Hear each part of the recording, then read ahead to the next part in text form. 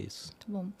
E, doutor Mário, você entrou na medicina com 16 anos. Com 16 anos, a maioria das pessoas nem sabe o que vai comer no dia de amanhã. Como que você tomou essa decisão tão cedo? Então, é interessante, porque tem algumas coisas na vida da gente que acontecem por acaso. Na verdade, assim, meus pais, assim, a gente tinha muita dificuldade financeira, mas o investimento que meus pais faziam era sempre educação. Então, eles sempre investiram muito. Eu lembro que meu pai tinha dívidas, contraía dívidas para pagar escola boa para os filhos. Então, isso me motivou, assim, a ser muito curioso, conviver com pessoas que se desafiavam intelectualmente.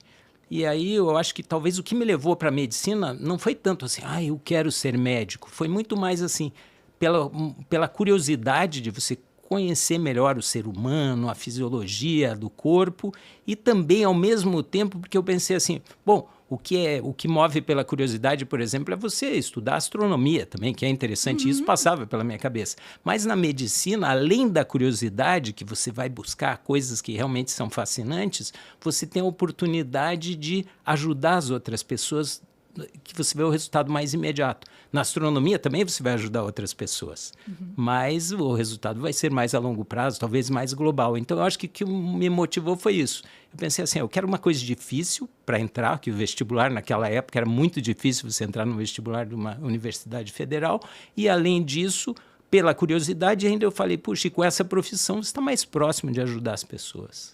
Legal. E o senhor fez sua faculdade na Federal do Paraná, né? E se formou aos 22 anos. E como é que foi o início da sua carreira? Então, quando eu me formei, durante todo o curso de medicina, eu pensava em fazer obstetrícia. Eu fazia plantão em maternidade, fazia tudo, adorava obstetrícia. Quando eu cheguei no internato, eu tive a oportunidade de conviver com um internato muito organizado e também com os residentes na época, que eram muito boas, pessoas boas, esforçadas e tal. Então, isso me motivou a ir para a pediatria. Aí eu fiz a residência em pediatria. Então, toda a minha formação da graduação, residência, mestrado e doutorado foi na Universidade Federal do Paraná. E aí, quando eu terminei a residência, eu fui trabalhar no interior. E aí, justamente esse começo da carreira, e foi muito desafiador. A época que você não tinha internet, não tinha como buscar informação nos meios eletrônicos, assim. Então, era muito mais desafiador. Você tinha que atender o paciente baseado no teu conhecimento, no que você tinha de memória e com as condições que você tinha. Então, desafiador, assim, por trabalhar em condições adversas, aí melhorou muito a minha formação esse tempo de trabalhar assim com condições difíceis. E que condições eram essas? O senhor trabalhou em que serviços ou que setores? Eu, quando terminei a residência, eu fui para o interior do Paraná, para uma cidade chamada Laranjeiras do Sul, e eu trabalhava perto de uma comunidade indígena de caigangues. Eu lembro que eu atendia muita picada de cobra, todo tipo de acidente, e eu era o único pediatra numa população muito grande da área rural, então eu atendia todo tipo de doença e não tinha nenhuma gasometria para atender os pacientes. Então era muito pela clínica, pelo empenho, assim, condições muito adversas mesmo. E aí depois eu trabalhei mais um tempo na fronteira Paraná e Santa Catarina, entre Mafra e Rio Negro. E aí o que me motivou até seguir essa carreira que eu segui foi justamente porque eu percebia que eu trabalhava em condições difíceis, podia fazer muito pela comunidade, mas eu estava tendo dificuldade de encaminhar os pacientes para especialista em gastroenterologia pediátrica, porque não existia ninguém que fizesse isso no estado. Então, isso que me levou para esse caminho. Que legal, foi a necessidade, foi ver mesmo a necessidade a demanda dessa especialidade na comunidade. Isso mesmo. E como é que foi a sua experiência, então, no início da sua formação de gastroenterologia? Então, quando eu estava trabalhando no interior e eu começava a ter casos difíceis, para mim, na época, de gastroenterologia pediátrica, eu ia encaminhar, não tinha ninguém para encaminhar. Quando eu encaminhava para colegas que atendiam adultos e os pacientes não voltavam satisfeitos. Com todo o respeito aos gastroenterologistas de adultos, assim como nós não temos a capacidade de atender os pacientes adultos, na maioria das vezes, os pacientes não voltavam satisfeitos. Eu falei, puxa, vou começar a estudar um pouco mais gastroenterologia. Aí eu comecei a me interessar. E nessa época, não tinha internet, eu fui procurar um pioneiro da gastroenterologia pediátrica latino-americana, que foi um dos fundadores da Sociedade Latino-Americana de Gastroenterologia Pediátrica, José Vicente Martins Campos. Fui até um congresso em São Paulo de ônibus para assistir a aula do Martins Campos, que eu falei, eu vou conversar com esse homem. A hora que eu chego lá no Congresso, deu uma inundação, uma chuva em São Paulo, ele não chegou no Congresso. Falei, puxa vida. Voltei, mas eu falei, ainda assim eu vou lá. Aí depois, numa segunda vez, eu fui lá encontrá-lo, ele com uma gentileza incrível. Ele foi o fundador da LASPGAN, da Sociedade Latino-Americana de Gastroenterologia Pediátrica, junto com outros colegas de outros países, principalmente da Argentina. E ele me recebeu com uma gentileza incrível. E eu fui falar com ele que eu estava interessado em gastroenterologia, e ele olhou para mim, ele falou assim, puxa, eu vejo que você está bem motivado para vir até aqui falar comigo. E eu falei, puxa, será que não tem problema? Eu já estou um tempo fora do meio acadêmico. Ele falou, não, muito bem diferente disso. Você está buscando algo porque você amadureceu essa ideia e sentiu essa necessidade e tem essa vocação. Aí ele falou assim, olha, você acha que você tem condição de fazer tua formação no exterior? Eu falei, sim. Eu dizia sim de qualquer jeito. Porque é assim, né? Você vai se desafiar, depois você vai ver se vai dar certo. Eu falei, sim, eu não tinha dinheiro, nada, não tinha condição para ir. Aí ele falou, então tá, vou te dar esse nome. Aí ele me deu o nome de um dos pioneiros da gastroenterologia pediátrica mundiais, que é o John Walker Smith. É um dos fundadores, que começou a gastroenterologia pediátrica lá nos anos 70, junto com colegas dos Estados Unidos, da França. E ele me deu esse contato. Você não tinha internet, você não mandava um e-mail. Aí eu mando uma carta, mando meu currículo, vai e volta a carta. E ele fala assim, olha, fala para o John Walker Smith que é a minha indicação, que eu que indiquei para você falar com ele. Aí, entre indas e vindas de correspondências, ele falou assim, mas antes, para você ver se você gosta da especialidade, eu vou sugerir que você vá para Campinas, lá na Unicamp, para ver se você gosta. Eu tenho aqui, ele falou com o Dr. Colares, que era o chefe do serviço na época, e eu passei lá um semestre na Unicamp para ver se eu gostava da especialidade. Enquanto isso, fui escrevendo vai e volta a carta, e aí o John Walker Smith me aceita para um fellow lá com ele em Londres, que era o Hospital São Bartolomeu, que é um hospital que foi fundado em 1131, no centro de Londres, e um outro hospital na periferia, que a gente trabalhava com a população mais carente, mais asiática, no leste de Londres, que é o Queen Elizabeth Hospital. E aí eu fiquei lá esse período de 92 a 93, tive a oportunidade de conviver com os grandes nomes da especialidade, os pioneiros, assim. Só para você ter uma ideia, quando eu estudava na biblioteca do Barts, do Hospital São Bartolomeu, eu, na estante aqui, tinha uma amostra da coluna do Pott, do que descreveu o mal de Pott, da tuberculose da coluna.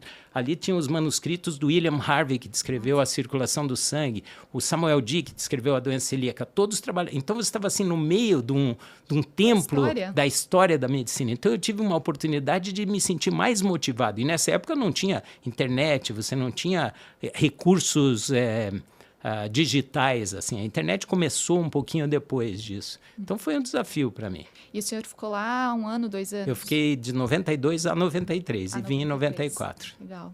A gente vai conversar um pouco sobre a sua formação lá na Inglaterra, mas eu quero perguntar uma outra coisa. Você já falou em alguns outros momentos que a medicina precisa caber na vida e não o contrário. Como é que faz para conciliar tudo? Família, amigos, profissão, o esporte, né, que o senhor é corredor. Como que faz para conciliar tudo isso? Isso é um desafio, mas eu percebo assim que as coisas, se você realmente quiser, você faz. Uhum. Eu sempre fui de, talvez, dormir muito pouco. Então, a minha esposa, eu vejo essa história de esporte vem desde o meu pai. Meu pai era remador na adolescência. Meus pais são de São Francisco do Sul, em Santa Catarina. E eles vieram morar para Curitiba logo que casaram. E eu e meus irmãos nascemos em Curitiba, mas eu tenho umas raízes, sou mais ou menos seu conterrâneo, assim. E, então, meu pai sempre estimulou muito o esporte. Eu lembro que mesmo, de novo, sem condições financeiras, o meu pai lá, a gente era muito de competir, a gente jogava competitivamente nos times do colégio e tal. Meu pai estava lá domingo de manhã levando a gente de ônibus para a competição, fazia o cafezinho da manhã para a gente ir melhor. Então, ele sempre estimulou muito. E aí, ao longo da carreira, como eu sempre fiz esporte na minha vida, no começo eu jogava competitivamente no colégio, mas depois, já um pouco mais para frente, eu comecei a nadar quando eu estava lá na residência. Depois eu fiz algum tempo de triatlon, corri algumas maratonas, meia maratona, corrida de montanha, aquelas coisas que a gente faz, né? E aí você encaixa isso. Uhum. Porque assim, eu e a minha esposa, a gente alternava.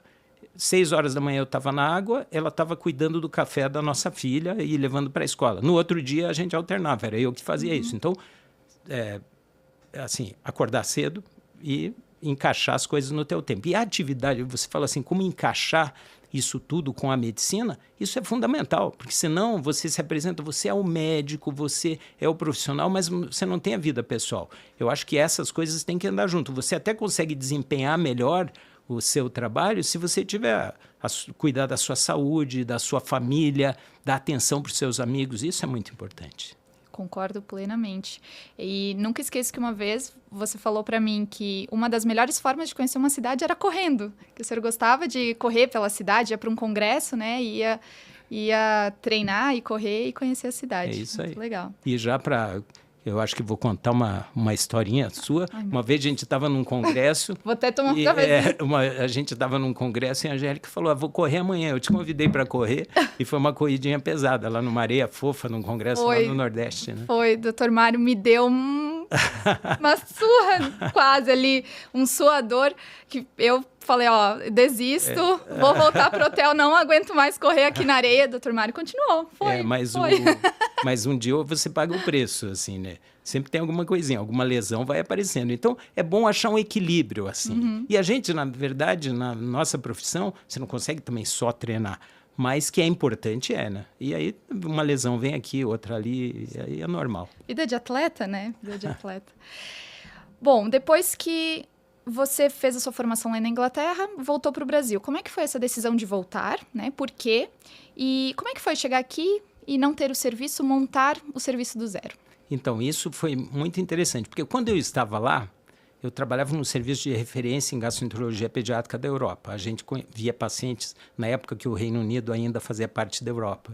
E a gente via pacientes de todos os lugares, com doenças complexas. A gente já via muita doença inflamatória intestinal e o serviço que eu trabalhava, ele tinha um interesse especial em imunologia gastrointestinal. Então, alguns estudos, por exemplo, iniciais de doença de Crohn, dos medicamentos que nós temos hoje, por exemplo, o primeiro estudo de dieta enteral para indução de remissão de doença de Crohn foi lá no serviço onde eu trabalhava. Eram os colegas que estavam por ali. Eu acompanhei todo esse estudo inicial. E então a gente trabalhava num meio muito que florescia muito o conhecimento. Quando eu estava terminando o meu período lá, eu tive a oportunidade de ficar lá. Mas eu pensei, puxa, aqui já tem muita gente que atua na especialidade, eu ia ser mais um. Eu falei, e eu vim para cá justamente porque o que me motivou é porque eu não tinha para quem encaminhar pacientes no estado e na região aqui. Uhum. Então, o que eu pensei, eu vou voltar que eu vou ser mais útil, né, para exercer a minha atividade no Brasil. E apesar de eu ter sido convidado para ficar lá, quando eu fui receber meu certificado, a reitora do college, ela falou assim para mim, o que você pretende quando você chegar no Brasil? Eu falei, olha, eu quero construir um serviço tão bom ou melhor do que esse que eu estou trabalhando. Ela falou, nossa, você tem altas expectativas, é assim que a gente tem que pensar.